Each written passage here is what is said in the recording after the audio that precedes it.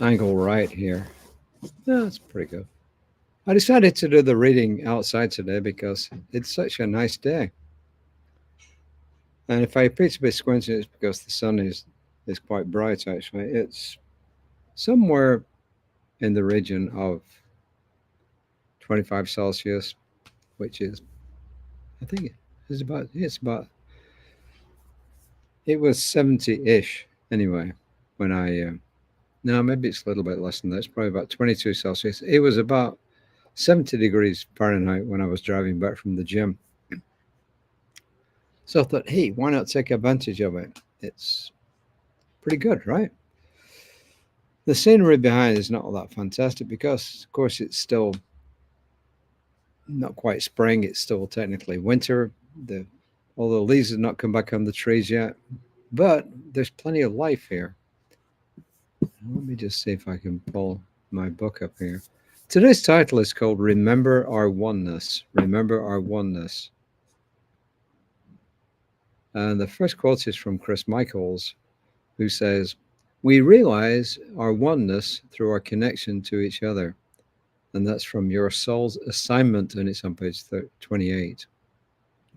And Ernest Holmes says, "There's a point in the supreme moment of realization where the individual merges with the universe, but not to the loss of individuality, but where the sense of oneness with all life so enters into their being that there's no sense of otherness."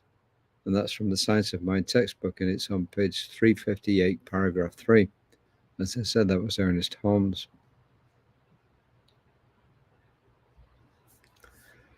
The Reverend Joanne goes on to say, on a walk through a rainforest in New Zealand's North Island, ecologists Sebastian Lersinger and Martin Bader came upon the stump of a kauri tree.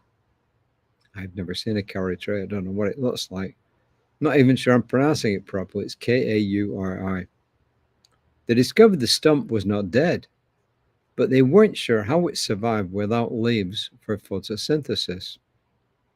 After studying the water moving into the stump and a nearby tree, they concluded that the two took turns absorbing water, the tree on sunny days and the stump on rainy nights.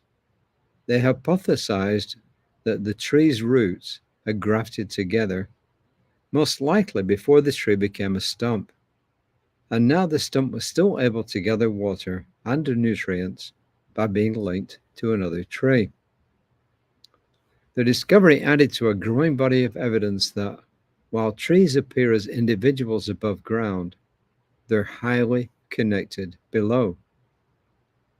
And this connection is important for their health, communicating through an underground network of fungi that scientists dubbed the quote, wood wide web. I didn't say it, they did, wood wide web. The trees share information.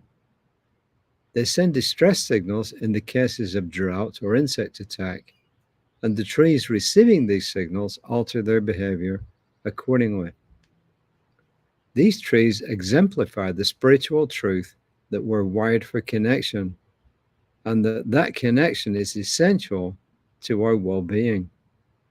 We need connection with each other because this is how spirit gets to know and experience itself, and it is how we begin to remember our oneness with all.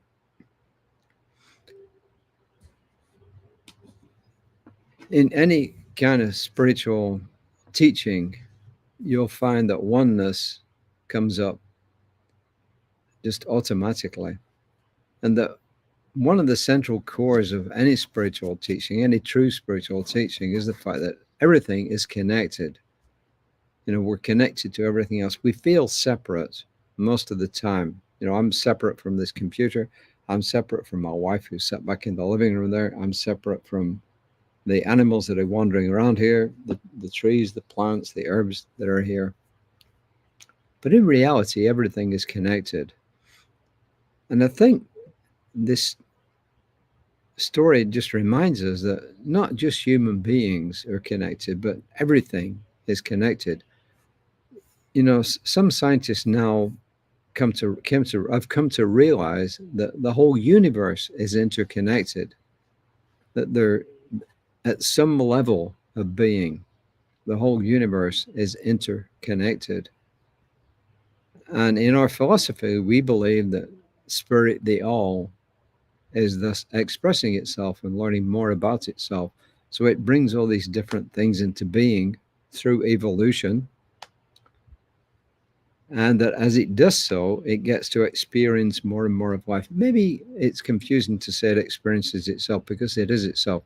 It begins to experience more life. It it just has a lot more experiences as everything begins to evolve and continue. And as human beings, we're no different.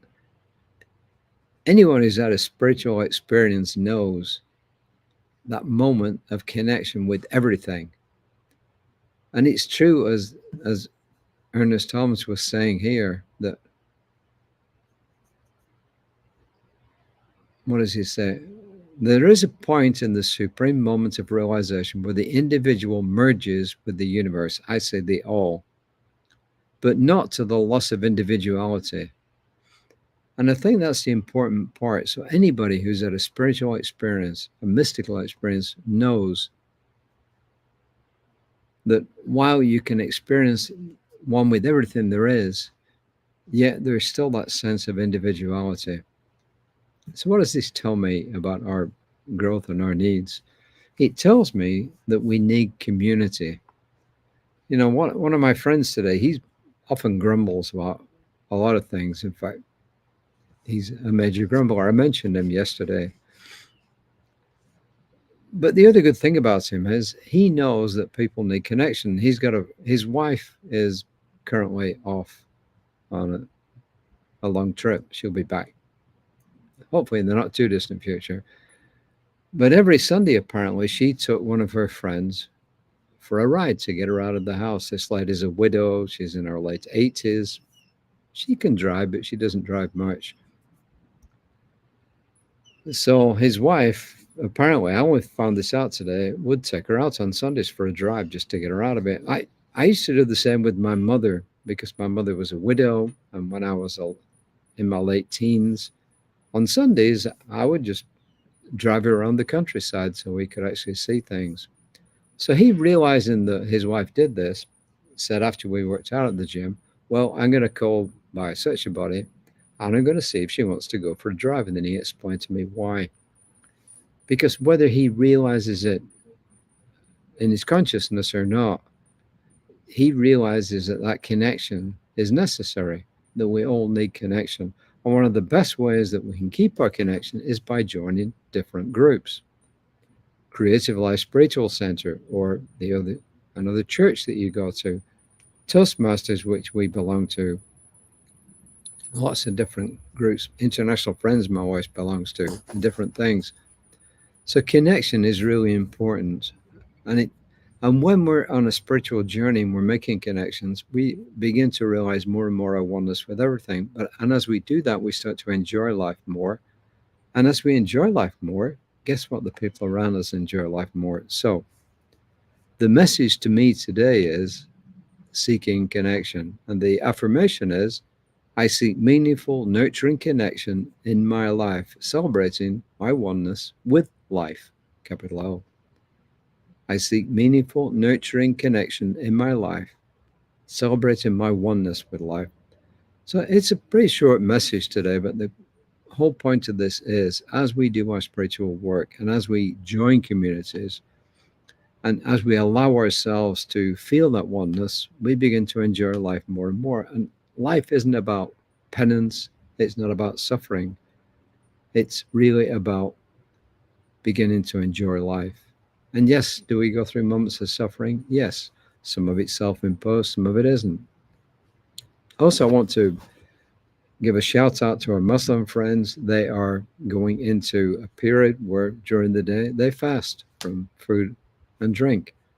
And it's called Ramadan. I'm sure all of you have heard of it. So I'm here to offer my support to them as they go through this period.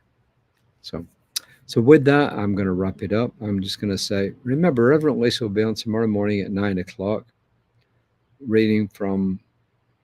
I keep forgetting the name of the book, the thing she's reading from. It's consciousness. Anyway, I'll remember what it is tomorrow. So until next time, please remember to take care of yourselves and just take care of other people, but take care of yourself first so that you can properly take care of others. So until next time, I just want to wish you all the best and say namaste.